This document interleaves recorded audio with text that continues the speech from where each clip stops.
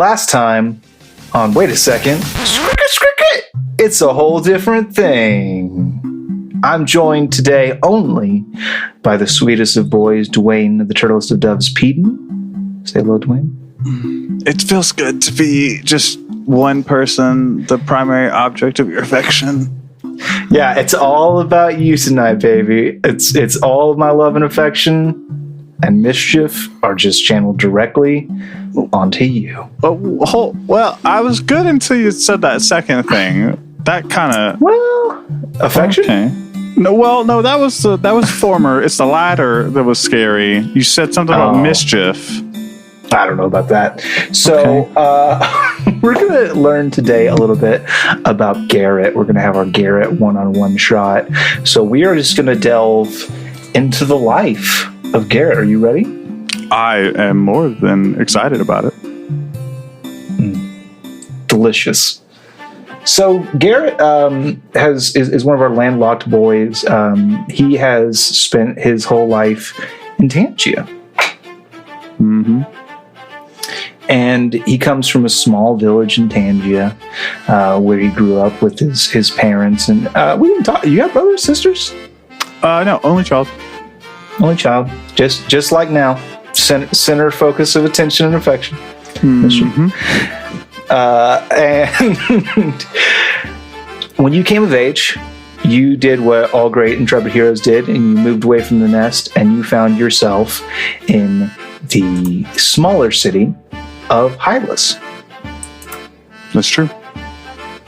And in Hylas, you worked as a Tom Cruise and cocktail situation. Is that fair to say? Yeah. Very much like bartender-esque. Had an older guy with me who was a bartender, and we would just meet chicks, and then we went to the beach. And but yeah, he does. He becomes a bartender, and uses that as like an easy way, especially as a younger man, to like make money in a short amount of time. And you were famous, Garrett. I'm talking directly to Garrett now, not Dwayne. Dwayne can leave. Okay. All right. I'm talking directly to Garrett now. This is like an interview now. So you came up with a few. You were like a mixologist. You came up with some specialty cocktails that really drove customers. What were some of those again? Yeah, absolutely. So everybody's always going to the bar for the fireball shot. Not him though. He put a twist on it. He made the frozen fireball, which is basically the same type of mix, but like he uses a little bit of his magical prowess to like chill that stuff out, and make it like an icy version, and changing that cinnamony taste to like a cool mint when they take that shot. So that was big. Go ahead. If I may, just a little nerd lore. They created Cone of Cold to counteract Fireball, because Fireball was such a popular spell. Gary Gygax's son actually created it. It's not important. But if this is the wintry blast, I think it should be the Cone of Cold, and I think that you should have to take it from a funnel. The Cone of Cold. Yeah, bring it on. I like it. The Cone of Cold. And you literally are just making drinks after spell names. So let's do that then. Cone of Cold. Okay. He would 100%. Other spells. No. 100%. He would have a drink called Friends, which is just like 4 ridiculously strong liquors mixed together, right? You're gonna be friends after this. Yep, you better be. And then, of course, he would have a Charm Person, which is essentially, you ever had an alcoholic drink that's like, you drink it, and then like, you didn't realize it was 200 proof, you know what I mean? Like, it's like that like sleeper cell, deceptively strength. Somebody makes it for you at a house party in a container of Hawaiian Punch, and you just... Yeah, next you have one, the next thing you know, you're just the world spinning. It like that type of heat to it. I think there's synaptic static, because it just makes your brain all fuzzy. Yeah, and then Toll the Dead similar thing. Just ridiculous. This one will I think that one's different though, because I think it's a strong alcoholic drink, but it's full of stimulants, and it's like, oh, no, I don't even wake the dead if you drink this bitch. No, that's Spare the Dying. Spare the Dying is the Spare the Dying. It's got to be something to put you in a coma. Right? No, Spare the Dying wakes you up. So you're it's for when you're dead drunk, and it's just like guarana root extract. And it's just like, I'm back, round 2. It's like the smelling salts of drinks. Yeah. Okay. Cool. And because of your prowess with concocting these beverages, you actually garnered the attention of a local brewery for they needed folks on their team to create new and interesting taste profiles. Yeah. And it was through this work that eventually you found yourself in the big city, or as they call it, the Big Tangerine. Okay. Just going to write that down. Yeah, do it. Tangerine. I am. I'm going to bring it up in the show. It's fucking bacon bits. That's for later. That's for the future spoiler.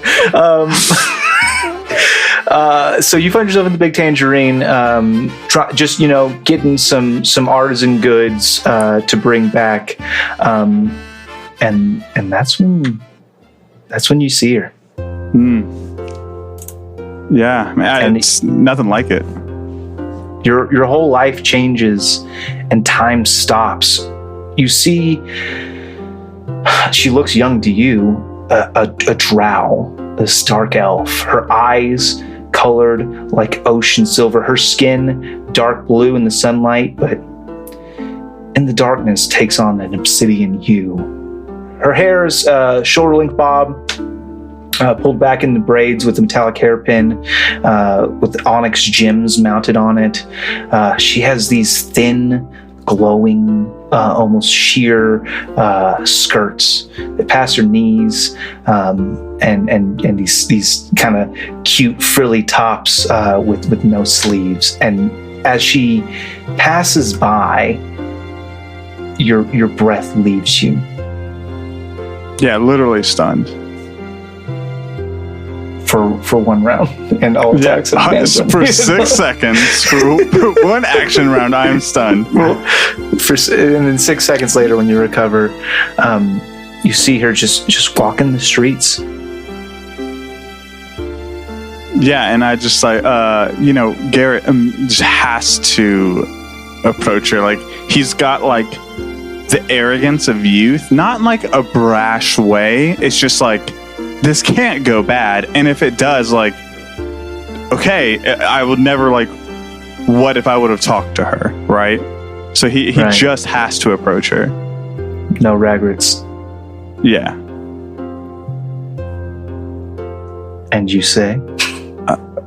And so Garrett, who at the time would have bags on him, travel bags from where he's been picking up these supplies, and I think so no regrets, arrogance and confidence galore, in no way skillful with women. And, he's charismatic, he's a good negotiator in general, he's just not great with women in a romantic manner. And it's so I think Forrest Gump. Hey, have you ever been with a woman, Forrest? I sit next to him in class all the time. Yeah, they always ask me to be friends.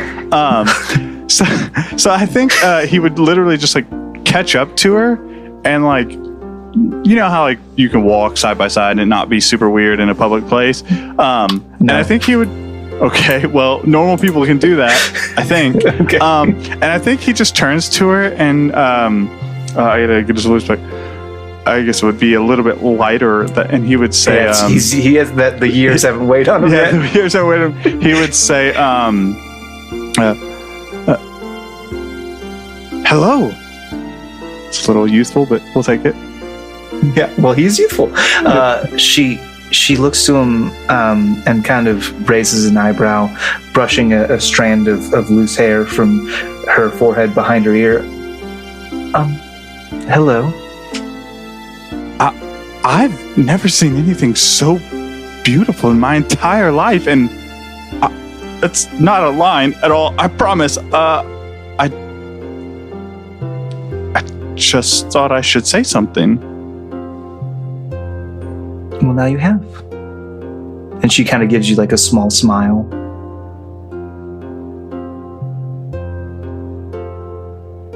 My name's Garrett. Shalindra.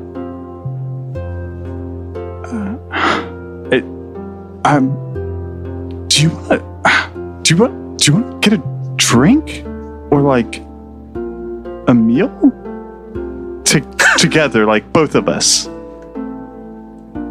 Well, I haven't eaten yet. Why not? Really? I mean, awesome. And so then we fast forward. and so you enjoy a lovely meal together, and it's dizzying. It is you spent your whole life working with spirits and drinks, and you've never felt as joyfully, blissfully drunk as you were when you heard the sound of her voice and her laugh. And you are just fascinated by her, and she is amused, I think is the best way to put it. And it's through the process of conversation, you find out that she's quite a deal older than you. She's over 100, and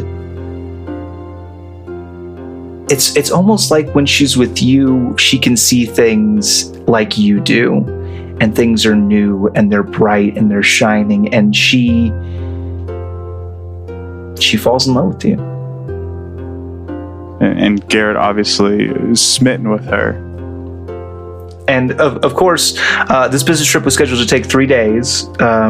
So about the second week that you spent in Tangia with her, you ask her to come home with you. And she agrees. And like Garrett that's like that up to that point is the happiest day of his life. To like that she would agree to like come with him and spend more time with him. And I think that your living situation at this point is like you still rent the room. Oh, yeah, 100%. He like rents a room above the tavern in town. Like, there's a brewery. You've got like there's a main tavern, and that's got, like, what he sleeps on the door. Well, no, I don't know that it'll be that, but it would be like it was like you go into his room that he's rented for a while, and it's like a bed. They're like, no, you could get some like more furniture. It's like, no, that's okay. I've got a bed. You know what I mean? Yeah, I've got the thing I need. I've got a bed, and then he hangs his clothes up in like the one small closet they give him. And it's not long. Days turn into weeks, weeks turn into months, months turn into years, as they often do, until you get married.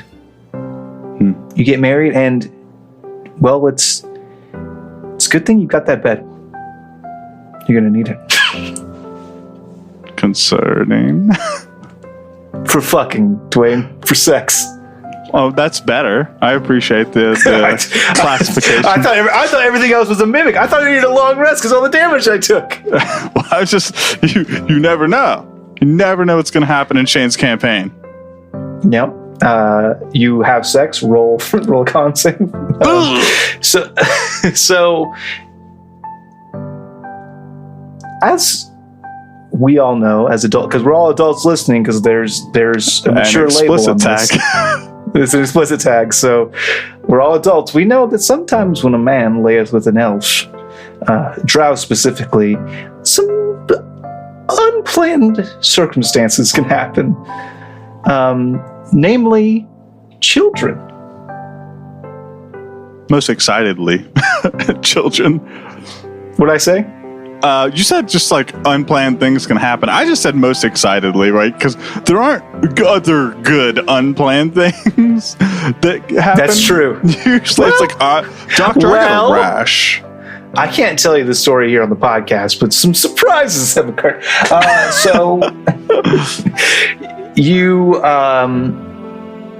find that Shalindra's with child. But like for Garrett, that's like the best thing he could have heard. But also like very worrying because he already knows that Shalindra's like family doesn't like him or approve of him. And so like when she tells him, he's like over the moon excited. And then like it's that night that like he's like doesn't sleep well, worrying about like how her family is going to respond to the news. Yeah, you remember when you guys got married, it was like a small ceremony with the local priest. Your family came up from your village, but hers was not in attendance. Yeah. And it's not long after you find out that she's with child that she also, through correspondence, finds that she's been disowned. Yeah, after like letting her family know of like the exciting news, right? Because like she like sees the best in people, and so like despite her family disowning, she would still be like, oh no, guess what? Like this amazing news, and then like for that to be the response, it's like a very formal letter of disownment. Yeah, like very much like she comes from a certain pedigree, and it is very much like you are no longer. Please do not let anybody know that you are. Yeah, please don't use your maiden name anymore. Like, yeah, ever. Please don't do that. Yeah, and so it is a interesting time because Garrett, as a younger man, trying to make ends meet. Shalandra, she ends up.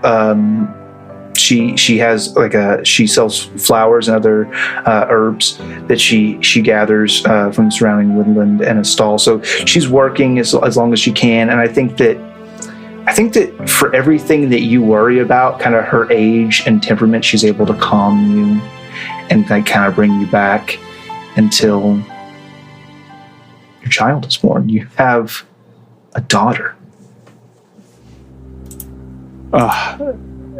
There's no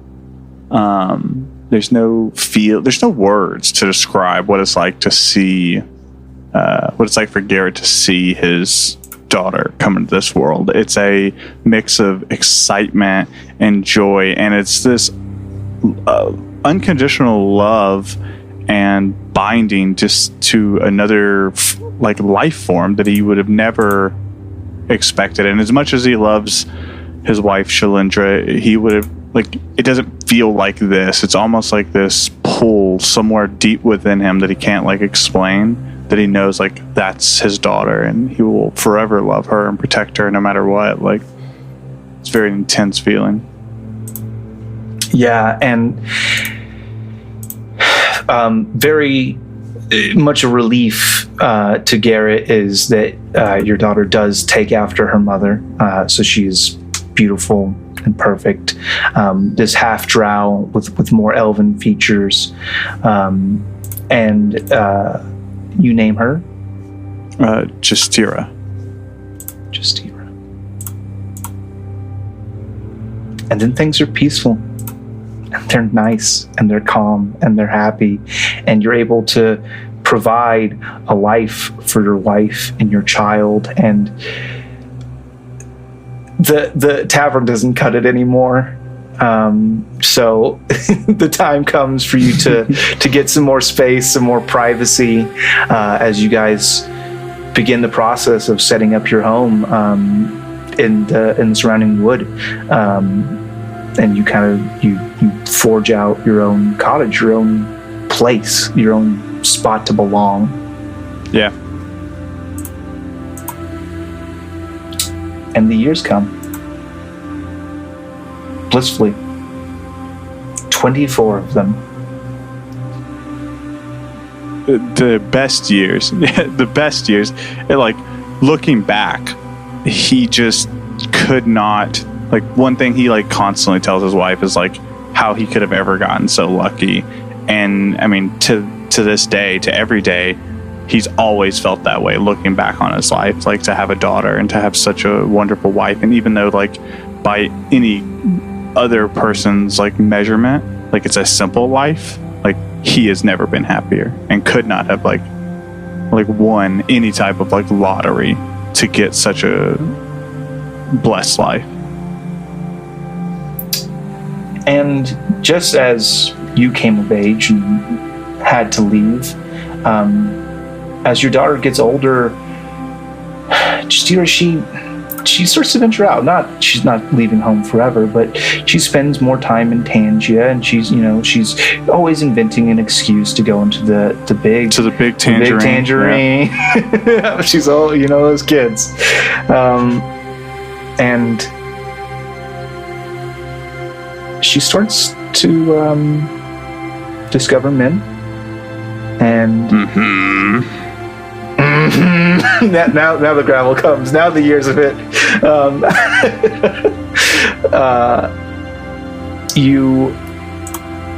You find her, and she tells you that she's been propositioned for marriage. It's a newly commissioned officer in the Alliance Navy, Lieutenant Baz Tall. Okay. Well-to-do half-elf man, and she makes him really happy, or he makes her really happy. Thinking of my life. Same. Yeah, I mean, I think Garrett very protective of his daughter, and I think like by default he's got that very like standard protective dad. Like, I don't know about all this, but it's like just here like talking about him and how happy he makes her, and like how nice he is to her. Like that's why like what sells him on it. Even though like the idea of like giving his daughter away is like terrifying. With your blessing in hand, the announcement is made that there's to be this marriage, which is happens in these smaller communities, just so that everybody knows and people can send their congratulations.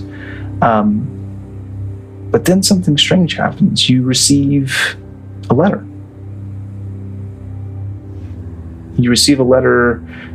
And it is marked with the seal of Quigalore, which is your wife's family,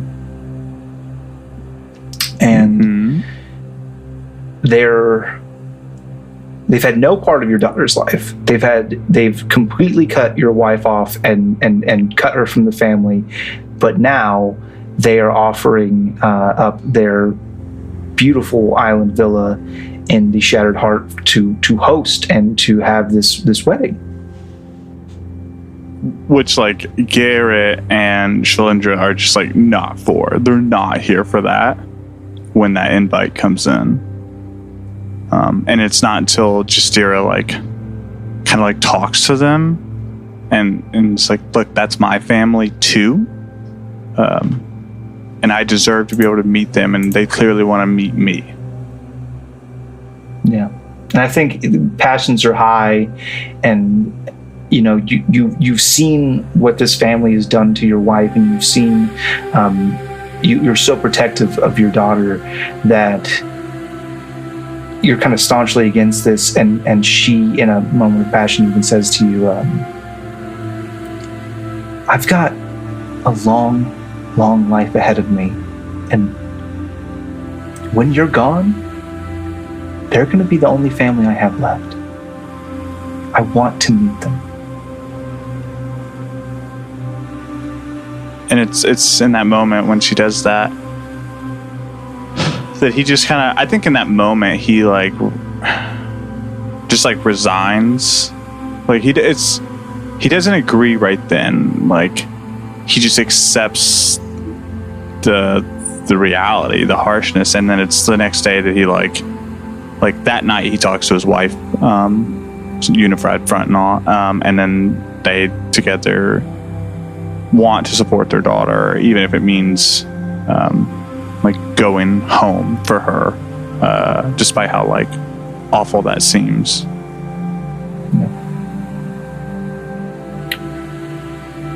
Weeks pass as the preparations are made, and you book your family charter on a ship leaving from Tangia, bound for the Shattered Heart. Yeah, so I think we go to Tangia proper, or as the younger kids start calling it, is the big Tang, you know? Like, they shorten everything. It's the Tang. Heading up to Tang this weekend. Yep. Yeah, heading up to the Tang, you know? And so I think they're walking through the bazaar and the markets, and Garrett, who has not been to the city in a few years at least, like, he's at a point in his life, like, he would send runners or messengers or like other people to go fetch it, and I think he just like it's busy. It's a busy city, right? And he says to his daughter, I don't really see the appeal here, Justira. What did you like about this town again?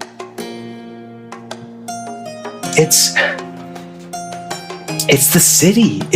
There's everything you could want. There's so many people, ships coming in and out from everywhere with stories and treasures, and it's everything. Doesn't it feel like a bit much? Though there's no peace, no quiet. It's busy. It just seems like a lot. I can have peace when I'm your age, Dad. Okay, that's... we'll just look past that. I'm not that old. And he, like, kind of, like, runs his hands through his hair. He's, like, trying to, like, tuck back. Because, like, right at this point, he's, like, mostly gray. But, like, he's still got, like... he's still got a little color. He's like, okay. Hurtful. But I guess I... get that. Live while you're young.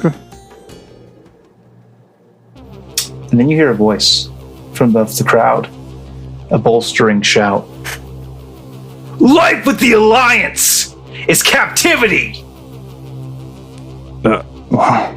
And he kind of like immediately, instinctively, like, or I guess dad hands his daughter and his wife, and just kind of like shields them and takes a step back from the noise, which I assume is like forward from them. Like, even if it's in the distance, like, he would kind of know the direction.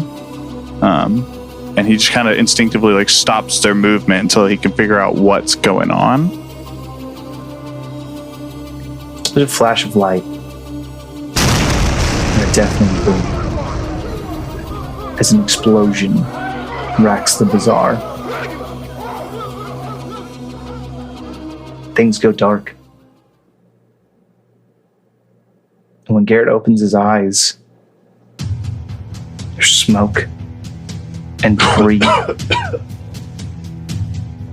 And he sees, still in his arms, the unmoving bodies of his wife and his daughter.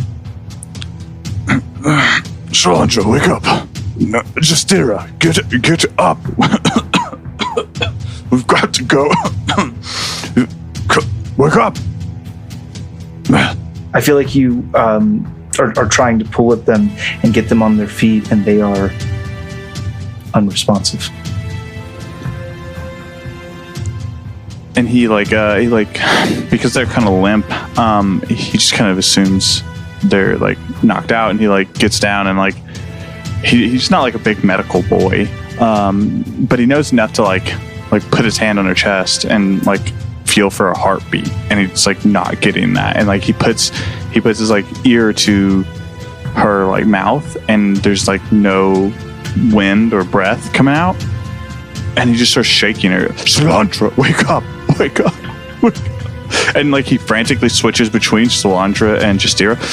Honey, wake up! Wait, no! And then it's not until like the hysteria like really peaks that he can like then see like the wounds, the shrapnel of like the nearby like buildings and stands and stuff like has like pierced their bodies, and like there's blood everywhere. Like, but he just was so focused on like their faces and whether they were breathing, he didn't necessarily see like the wounds that had been impacted. And I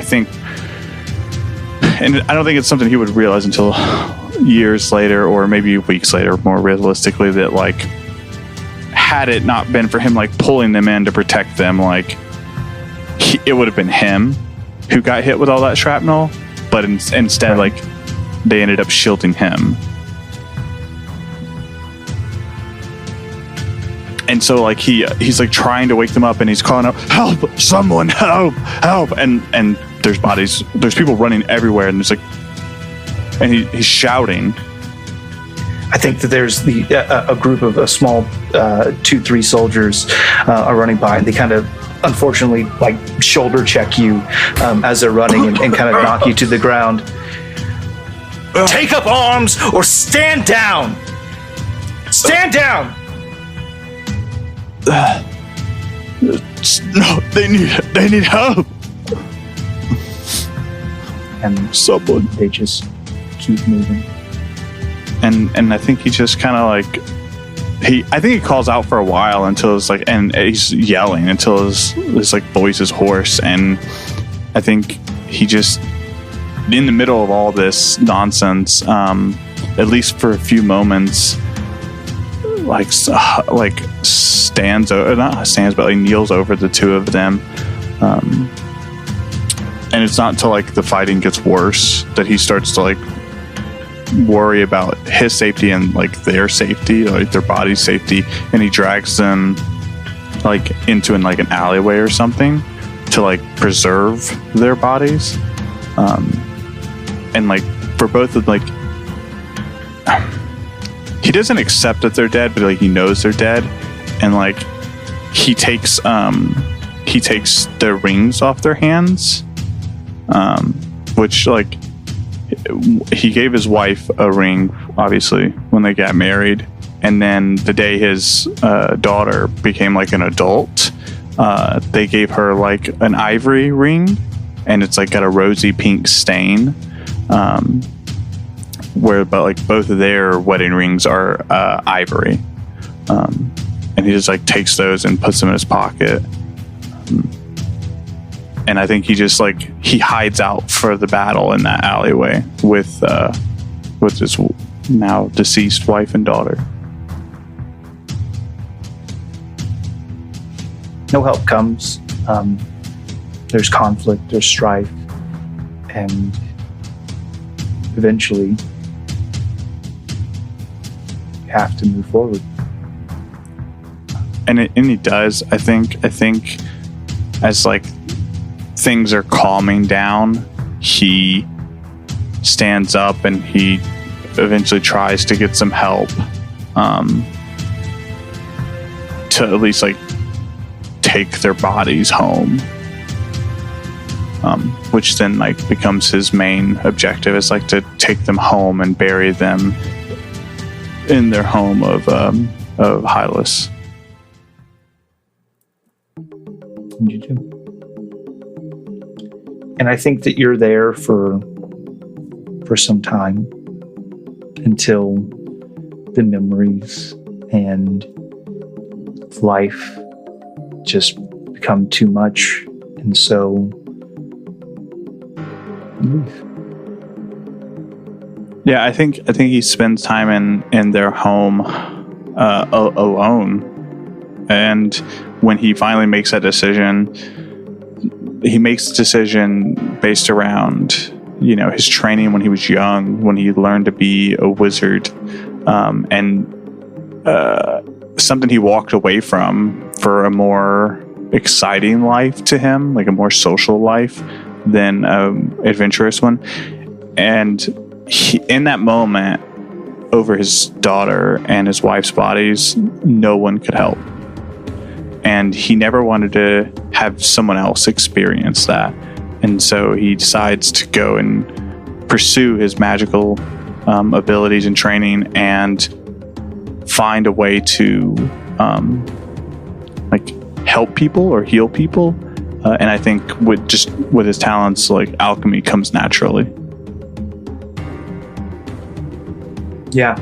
And I think that as you travel and ply your trade and, you're gathering ingredients, you're learning about alchemy, you're practicing it, you're helping those who have no help when you can.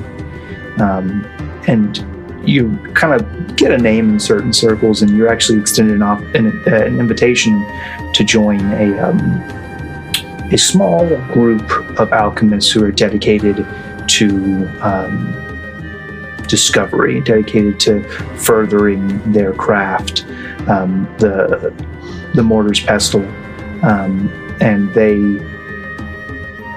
welcome you and initiate you, and basically they give you a small glass vial of which you have of a clear liquid that shifts from a clear liquid to a dark hued one, as a symbol, as a sign, as a signal to gather, because a discovery has been made, and they instruct you on how to use it. And obviously if you come across a discovery, to be able to signal them and share this knowledge and this experience.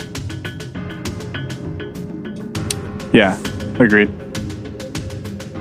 And as some time passes and you continue to ply your trade, maybe a year or so from when you become initiated, it happens for the first time. And so I think it catches him off guard the first time. Like, it's a vial that he always like keeps like in vision, like when he's like unloading things. And I think the first time he like unloads it and it's like the different color, he like looks at it and like shakes it like, oh, it's broken. And then like he realizes, it's like, oh shit, like no, this is the right vial. Fuck, there's something going on. Yeah, it's time.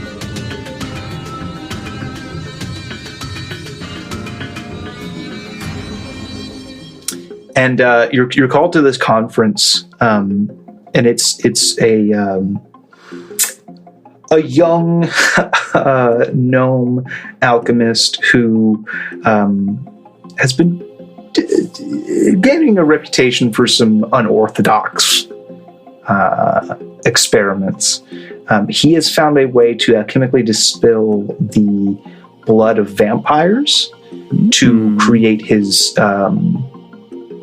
elixir of unlife, as he's taken to calling it. It can be used on a person who's died. It won't turn them into a full vampire. It puts them into like a staged state, like right before you transform.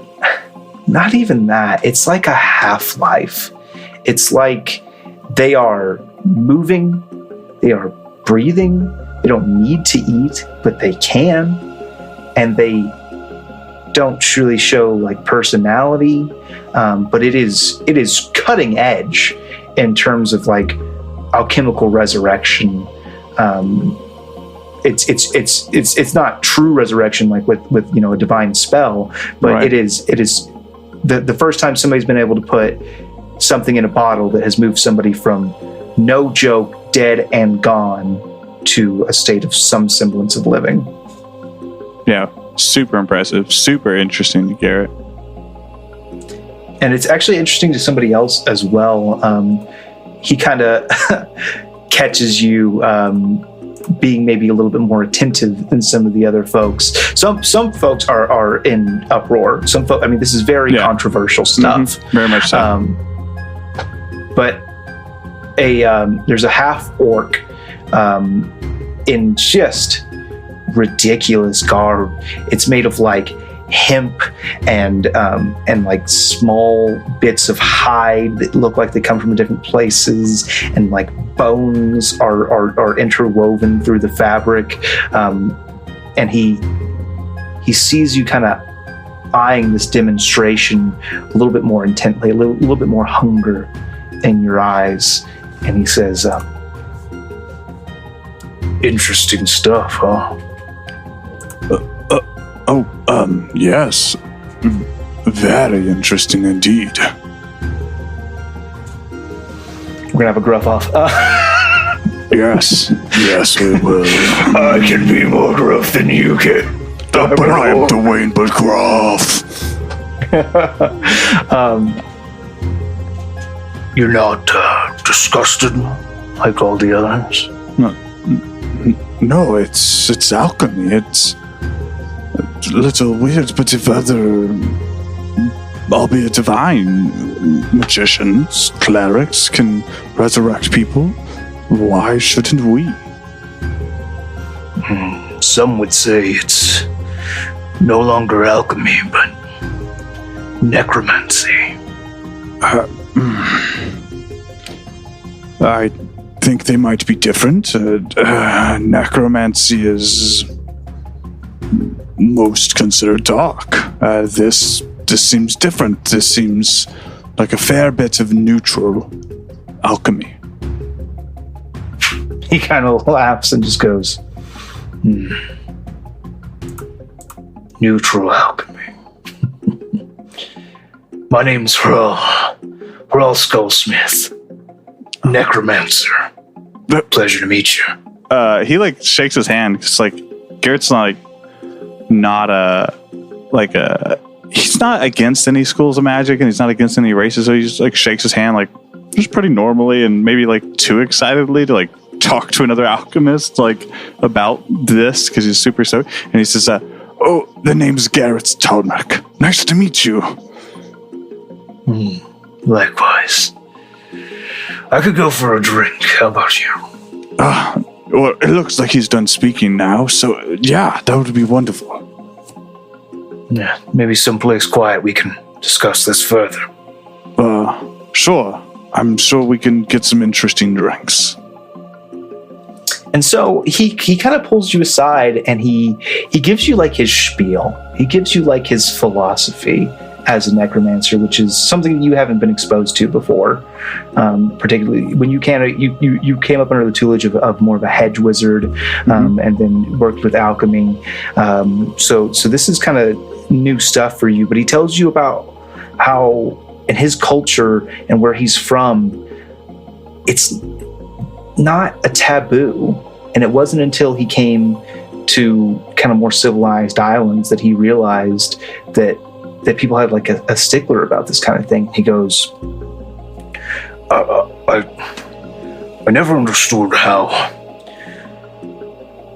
something that can buy time for someone, something that can take someone who is just passed beyond death's door and give them time could ever be wrong. Well, sorry, that's not what I know necromancy to be. I was always taught, and from what I read, they are summoning the dead back from the other side and corrupting things. I never saw it as a stopgap. And if somebody told you that alchemy was only good for healing potions or poisons, what would you say? I would say they only know the tip of the glacier when it comes to the knowledge that goes into our craft. I could say the same thing about necromancy.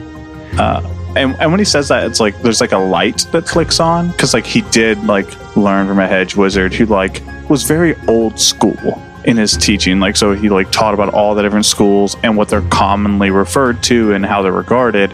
And like necromancy, of course, like all of that stuff was like validated when he went to like around other circles. And it's right then when he says, I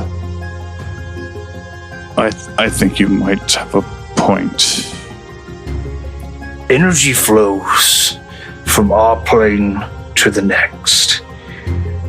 Flames that we conjure with our hands, they don't come from here, they come from the elemental planes. It's just energy passing through Necromancy is the same way. Our bodies, our life, our soul, degradation, entropy, they're all energy just passing from one plane to another. No door is inherently good or evil. It's what you do on either side that matters. I hadn't really thought of it that way. Admittedly, I'd always just seen necromancy as dark magic, and you use it to stave off death?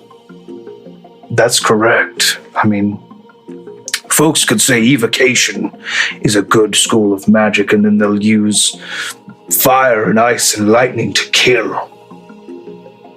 Whereas I can use necromancy to take someone and hold them and bind them to this plane until they can be helped by divine forces or God's willing a miracle. I hadn't really thought of it that way, but that it does seem a bit, and like he kind of like is a little more embarrassed at himself now. It does seem a bit ironic to regard evocation as, one of the good schools, and then melt people with a fireball. Don't get me wrong, both are fun. But take your word for it.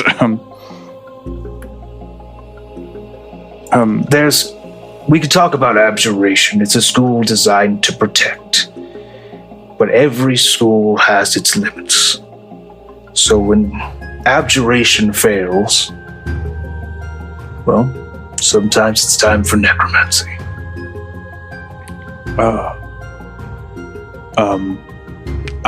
I'm sure. And so he thinks about, in that moment, he thinks about his wife and his daughter and the life he had. And he thinks about who he was when he first met his wife and who he was as a young man, just forgetting himself as a more respected person and an older man, and he kind of his youth, his brashness of youth takes over, and he kind of is smiling and is excited about the idea of being able to stave off death, to be able to counter death. That's his whole thing, whether that's alchemic or could you teach me what you mean by staving off death using necromancy? No, I don't see why not. Thank you. Sure, you have the look about you of someone who spends a lot of time on the road. You have any plans? No, I have just been, wandering and practicing my craft. I've got a modest abode just outside of Tearsport. If you care to, you can stay with me, and I can show you a little bit of my neutral alchemical necromancy. That is very generous of you. I would love that. And you do. You are brought to a very humble abode, a shack within the wilderness just outside of Tearsport, where you study and you learn, and you not only learn, a few new tricks, you kind of get your mind opened up as far as necromancy and the different schools and how tools can be used. Yeah, agreed. And I think that after, a period of time passes, there's not much more for you to learn. And it's time for you to leave again. And I think it's a bittersweet thing, right? He's an older man, and it's not he saw this guy as a father, but like he learned so much from him, and like his outlook towards magic and necromancy like changed while he spent his time with Rawl. So like leaving him was still like kind of hard. It's like leaving a good friend to move on to better yourself. Right, and it's not like a forever parting either. Very much like I'll see you next time the bottle goes black. Yeah, but it is like he, to spend that much time with somebody and to learn that much, like you kind of bond with them like on a level that's like hard to like part from, to go back to being alone and traveling on the road again. Yeah. And I think that through your travels, you go all up and down Tangia, and as you're in the Big Tang, as the kids call it, it's actually like now the kids have shortened it so much. It's just we're heading up to T. Oh, okay, yeah. It's like of course throws him off, and then it's like, ugh. Yeah, because you're like, hey, who's going to the Tang? And they're like, nobody says Tang anymore. Nobody says that anymore, old man. Okay. You're passing through Tangia proper, and get wind of a job, an alchemy job, as you're stopping to get some more supplies. That there's a fellow who's looking for truth serums, basically potions that'll make people tell the truth. Which Garrett normally does via just heavy doses of alcohol, but he's very interested in this, and goes and applies. And that's how you come to meet Ramel, who is the one offering this information. He's got like a pretty cozy information gathering network. He introduces you to Barrett, of course, or I'm sorry, Sky Song, as we are now referring to him as, because it's so confusing. Introduces you to Sky Song, and you guys kind of work together pretty well. You work taverns mostly. He's buttering folks up, and he's playing music, and he's kind of scoping things out. And once he's done that, and he identifies folks that might have crucial information, that's when you swoop in. And boy howdy, wouldn't you like to try one of my signature cocktails? Of course, that's the plan. I always in that like respectfully talk up the bar or whatever when I like no, hold on, let me go make you a drink. I know a thing, and I talk to the barkeep and have them make the best version they can make, and then like on the way back I spike the shit out of that drink with truth serum. and that's the way that it goes for a while, with you guys gathering information. You become kind of like a trust agent for Ramel, as he kind of is able to trust you with more and more as you show aptitude. And one day he does come to you and Sky Song, and he says, I've got a big job for you two. I thought what we were doing was pretty grand and useful, but okay, all right. Not saying that it isn't, but it's kind of just a larger scope. You see, I got some adventurers coming back from a fact-finding mission, and they're going to do a prisoner transport. Oh, well, to Rambius. Okay. And you want us to go? But that seems, if you need us to, I suppose. Well, I need folks that I can trust. And at this point, I assume that so much of that truth-speaking potion is soaked into your fucking body that there's no way you could lie to me, so... Yeah, that's how that works, boss. Are you up for a trip to the old homestead? If that's what you need, boss, I'm sure Barrett and I would be happy to oblige. Fair enough. I can't speak for Barrett, and I don't need to. He'll speak for himself and some. So, and you, and me, and your mother, and your sister, and your fourth cousin twice removed. The 12 people in the tavern, yeah. The 12 people in the tavern. Folks that have been dead for years and years and years. Yep. Well, I'll let you know when they get here. Sounds like a plan, boss. And so goes the story of how Garrett found his way onto Fate's Compass. Such a fabled life, only to end up on Fate's Compass. You know, they say all good stories come to an end. Some not soon enough. But that's okay. I can fix that. Oh, I got you. No. Listen, I put a lot of effort into this guy. I got you. I don't need to make another one. No, it's fine. It's fine. Say no more. Be careful with your words. They're dangerous. Words are dangerous. Oh, it's fine. It's fine. Shh. Oh, good night. The roll saving throws. Oh, you won't need those. Oh no. Okay, that's fine. Well, we're going. We don't need saving throws. Cool. Go. Yep. Well, thank you for sharing a little bit about Garrett with us. I appreciate the insight. I like him more now than I did yesterday. Yeah, I mean, he's not meant to be like a pronounced persona, I guess. Like where like you have Barrett and like Delmore, who's like very more actiony, and then Perry's a little bit more subtle. Yeah, he's very much like the guy in the back. Ideally, he's like older, wiser. He goes down smooth, just like a signature cocktail. It's just like signature cocktail. That's right. So, well, thanks for doing this. These are always fun.